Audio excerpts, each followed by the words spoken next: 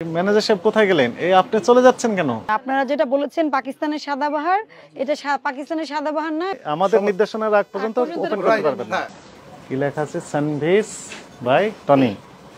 এই দোকানই তো। আপনাদের নামে একটা অভিযোগ ছিল এবং নোটিশ জারি করা ছিল।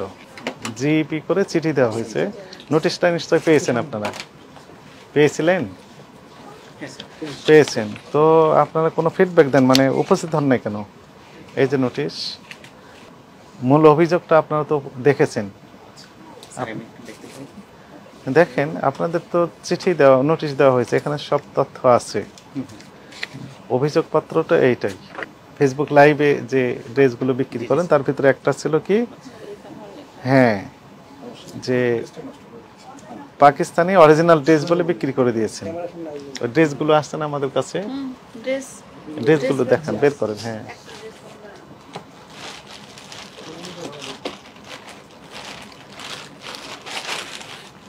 দেখেন তো এগুলো কি মানে দেশি না বিদেশি, আবার বিদেশি যদি হয় এটি পাকিস্তানি কিনা একটু দেখে বলেন। আপনি বলেন। হ্যাঁ, এটা কি কোন দেশের ড্রেস? এটা সেটা পাকিস্তানি সাদাবাহার। জি, সাদাবাহার ব্র্যান্ড পাকিস্তানি, একদম অরিজিনাল পাকিস্তানি। এটা বুঝে বলছেন না না বুঝে বলছেন? জি স্যার, কটনের উপর পাকিস্তানি একটা ফেব্রিকের উপর আমাদের। এটা পাকিস্তানি। তৈরি কোথায় দেখে বলেন আপনি। লোকালি তৈরি না পাকিস্তানেরই তৈরি? সেলাইগুলো দেখে বলেন। অথবা এক্সপার্ট যিনি, ওনাকে ডাক দিতে পারেন। আপনাদের ভিতর তো এক্সপার্ট আছেন নিশ্চয়। এখানে কেউ এক্সপার্ট আছেন না?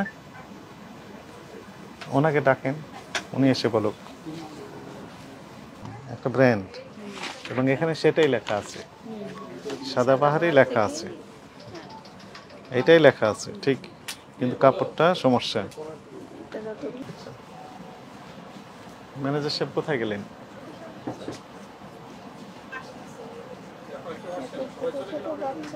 সবাই চলে যাচ্ছেন?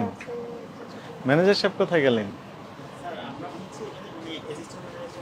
কাছে আসেন, ভিতরে আসেন। সেলসে আপনারই তো দরকার, আপনি এখানে ভেরিফাই করে আমাদের বলেন। মানে কত সময় লাগবে আসতে? না না, ফোন না, আপনি তো, হ্যাঁ, এই ম্যানেজার সাহেব কোথায় গেলেন? এই আপনি চলে যাচ্ছেন কেন? আপনাদের একজনকে থাকতে হবে তো এখানে। কথা বলেন, ফোনে একজন কথা বলেন, সমস্যা নেই, একজন এখানে থাকেন। ওদিকে থাকেন। বলেন। এক্সপার্ট আসছেন?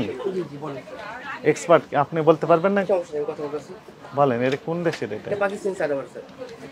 পাকিস্তানের ড্রেস। সেলাই কোথাকার? এটা পাকিস্তানি স্যার, আমাদের কিন্তু টোটালি পাকিস্তানি আনা আছে। মানে এইভাবেই এসেছে পাকিস্তান এইভাবে আসতে হবে। এভাবে আসছে। এখন অভিযোগকারীর বক্তব্য যে এই ড্রেসটি পাকিস্তানের নয়, ঠিক আছে? অভিযোগকারীর। এখন পাকিস্তান থেকে নিয়ে আসছেন আপনারা, একটু প্রমাণগুলো একটু দেখান, কাগজপত্র একটু দেখান। এটা আমাদের স্যার অফিস স্যার। সরি, সব ডকুমেন্টসগুলো এটা আমাদের পারচেজ করা হয় অনলাইনে, আমাদের লোক থাকে তো, হ্যাঁ অনলাইনে পারচেজ করা হয়, হ্যাঁ, সেটা আমাদের অফিসে সম্পন্ন দায়িত্ব। আমার এখানে প্রোডাক্ট আনা হয়, আমরা সেল করি। ম্যাম নিজে পারচেজ করে তো। হ্যাঁ, মানে এখানে কোনো কাগজপত্র নেই? আমাদের স্যার সব ডকুমেন্টস একটা নির্দিষ্ট জায়গায় রাখা হয়েছে স্যার। হ্যাঁ, এটা আমাদের অলরেডি আমাদের হেড অফিসে আছে, ওখান থেকে আমরা ফোন দিচ্ছি, সমস্যা নেই, কথা বলতেছি, সমস্যা নেই। মানে একটু ডকুমেন্ট দেখাতে হবে আমাদের, জি অবশ্যই দেখাবো, সমস্যা নেই। এবং জি জি। কয় তারিখে নিয়ে আসছেন সে চালানের কপি, ঠিক আছে? ইম্পোর্ট করেছেন তার সকল ডকুমেন্ট দেখাতে হবে আমাদের, ঠিক আছে? এবং একই সাথে কার কার কাছে বিক্রি করেছেন, কতগুলো, এই তথ্য আমাদের দেখাতে হবে। কাগজ নিয়ে আসতে কথা বলছেন না, ফোন দিয়ে বলতে হবে। কাগজ দেখান আমাদেরকে। কাগজ যেখানে আপনার সেল সেন্টার, সেখানে কোনো ডকুমেন্ট থাকবে না?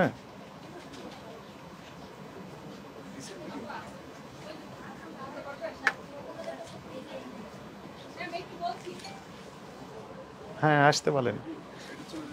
সাদাবাহার এই ব্র্যান্ডে কতগুলো কাপড় আছে? সাদাবাহার মানে এই কাপড়টা কবে বিক্রি করেছেন? এটা আমাদের আরো আগে সেল করছি আমরা, অলমোস্ট আপনার 6 মাস এরকম। এই কাপড় আর নেই এখন? এখন আমাদের স্টকে নেই, এই কাপড়ের কোনো স্টকই নাই? এই কাপড়টা এখন স্টক নেই, মানে এই প্রোডাক্ট আমাদের এখন স্টক নেই। অভিযোগকারীর দাবি যে আপনার এই কাপড়টা, মানে আপনারা যেটা বলেছেন পাকিস্তানের সাদাবাহার, এটা পাকিস্তানের সাদাবাহার না, এটা আসলে ভুল কাপড় দিয়েছেন আর কি, উনি এটা বলতে চাচ্ছেন। তো আসলে যেহেতু এই লটে কাপড় আর নেই বলছেন, তাহলে এই লটের ডকুমেন্টস আছে না আপনাদের, যে আপনাদের যে কাপড় আসে এগুলোর ডকুমেন্ট থাকে না আপনাদের কাছে? অনেক আগে তো এটা আমি জানাইছি আমাদের কোম্পানিকে, উনি দেখতেছেন। ওটা কি কোম্পানি ওখানে থাকে? জি জি, আমাদের প্রত্যেকটা ডকুমেন্ট একটা নির্দিষ্ট এমনি আউটলেটের ডকুমেন্টগুলো কোথায় থাকে? যেমন ধরেন এই যে এখন যদি আমি এই কাপড়টার আপনার দেখতে চাই, এটা দেখাতে পারবেন যে এই কাপড়টা কোথা থেকে এসেছে, কবে কিনেছেন, এই ডকুমেন্টগুলো কি এখন দেখাতে পারবেন? এগুলো আমাদের মানে বেসিক্যালি শপে থাকে না, আমাদের হিরো কোনোটাই শপে থাকে না? না, আমাদের হিরোইস থাকে সব ডকুমেন্টগুলো। আমরা তো শুনানিতে ডেকেছিলাম, তো শুনানিতে তো সেটা উপস্থিত করা উচিত ছিল তাহলে বক্তব্য অনুযায়ী, তাই না? শুনানিতে কিন্তু এটা শুনানি করা হয়েছে কিন্তু, হ্যাঁ। তো তাহলে এইটা যদি উনি ডকুমেন্ট নিয়ে যেতেন যে আসলে আমার এটা অথেন্টিক, ডকুমেন্ট যদি সাবমিট করতে পারতেন তাহলে কিন্তু সমস্যা ছিল না। হ্যাঁ স্যার একদিন সময় দেন, স্যার কালকে এসে একদিন সময় দেন, আমরা অফ করে দিচ্ছি, এখন আমি লাইন অফ করে দিচ্ছি, কোন সেল বন্ধ, আপনাদের অফিসে কি আমি সেল বন্ধ করে দিব, এটা আপনি আমার থেকে আপনি লিখিত দেন তাহলে, হ্যাঁ এখন লাইন অফ করে আপনার দিব, জিম্মায় থাকবে, আপনি আমাদের নির্দেশনার আগ পর্যন্ত ওপেন করতে পারবেন না, লিখিত দেন। সাইন করে কোনো অসুবিধা নেই। জাতীয় ভোক্তা অধিকার সনদ অধিদপ্তরের মহাপরিচালক মহোদয়ের নির্দেশনায় এই বিশেষ অভিযানটি আজকে পরিচালনা করা হলো। তো জাতীয় ভোক্তা অধিকার সনদ অধিদপ্তরের যে সিসিএমএস যে সফটওয়্যার রয়েছে, এর মাধ্যমে বেশ কয়েকটি অভিযোগ এসেছে এই প্রতিষ্ঠানের বিরুদ্ধে যে পাকিস্তানি ড্রেস তারা অনলাইনে বিক্রি করে, কিন্তু ডেলিভারি দেওয়ার সময় ঠিক তারা দেশি যে ড্রেস সেগুলো পাকিস্তানি নামে বিক্রি করে আসছে দীর্ঘদিন যাবত, এবং শত শত কাস্টমার এরকমভাবে প্রতারিত হচ্ছেন। এর প্রেক্ষিতে অধিদপ্তরের আমাদের যে সহকর্মী রয়েছেন, ইনি নোটিশ জারি করেন শুনানির জন্য তাদের বক্তব্য চেয়ে, কিন্তু নোটিশটি জিইপি এর মাধ্যমে করা হলো এবং হোয়াটসঅ্যাপের মাধ্যমেও নিশ্চিত করা হয়েছে ডেলিভারিটা, এবং তারা পেয়েছেন মর্মে এখানে আমাদেরকে জানিয়েছেন। কিন্তু তারপরও এই নোটিশের প্রেক্ষিতে তারা কোনো রেসপন্স করে নাই। আমাদের কাছে সন্দেহ হচ্ছিল এই কারণে যে যেহেতু তারা নোটিশ পাওয়ার পরও কোনো রেসপন্স করছে না, তাহলে অভিযোগের সত্যতা হয়তো যথাযথ হতে পারে। এই প্রেক্ষিতে সরাসরি আমরা এই দোকানে তদন্ত করার জন্যই মূলত এসেছিলাম যে আসলে অভিযোগের সত্যতা কতটুকু। এখানে এসে অ্যাসিস্ট্যান্ট ম্যানেজার ছিলেন 2 জন, তারা বলছেন যে এটি পাকিস্তানি ড্রেস, এর সপক্ষে যে কাগজপত্র আমরা চেয়েছি কোনো কাগজ তারা এখনও দেখাতে পারে নাই, শুধু বলছেন যে কাগজপত্র আছে তাদের হেডকোয়ার্টার বনানী শাখায়। তো এই জন্য আমরা বললাম যে ঠিক আছে, তাহলে বনানী শাখায় যেহেতু আছে তাহলে আপনি এই কাগজপত্র সহ আমাদের অফিসে দেখান যে ইম্পোর্টের যে কাগজ পাকিস্তানি ড্রেসের সপক্ষে সেগুলো দেখাতে হবে। একই সাথে তারা কেন শুনানিতে অনুপস্থিত ছিল বা রেসপন্স করে নাই সেই ব্যাখ্যাটাও তাদেরকে দিতে হবে, এবং কতগুলো কাস্টমারের কাছে এই ড্রেস বিক্রি করেছে এবং তাদের ইম্পোর্ট প্রাইস কত ছিল, তারা কী পরিমাণ লাভ করছে, এই বিস্তারিত তথ্য আগামী দিন সকালে অধিদপ্তর উপস্থিত দেখা দেওয়ার জন্য নির্দেশনা দেওয়া হলো। জনস্বার্থে আমাদের এই ধরনের অভিযান অব্যাহত থাকবে। Thank you. আর যে দোকান বন্ধ করার বিষয়টা তো হ্যাঁ, মানে সেইটা আপনারা সাময়িকভাবে বন্ধ করলেন কিনা বা সেটা হ্যাঁ, যেহেতু তারা কোনো রকমের কোঅপারেট করছে না, তাদের কাছে কোনো ডকুমেন্ট নেই, তাদের সপক্ষে যে কাগজপত্রগুলো থাকার কথা ছিল সেগুলো নেই।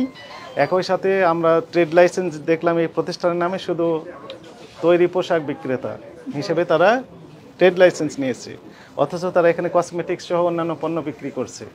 এই সকল কারণে এই প্রতিষ্ঠানটি জনস্বার্থে পরবর্তী নির্দেশনা দেওয়া পর্যন্ত সকল প্রকার বিক্রয় কার্যক্রম বন্ধ রাখার নির্দেশনা দেওয়া হয়েছে, এবং এই মার্কেট কমিটির যে সেক্রেটারি সাহেব রয়েছেন এনারা আমাদের কাছে কমিট করেছেন যে না, এটি নিশ্চিত বন্ধ করার জন্য যে পদক্ষেপ সেটি ওনারা নেবেন, এবং আমাদের নির্দেশনার বাইরে এই দোকানটি ওপেন করা যাবে না মর্মে আমাদের কাছে কমিট করেছেন।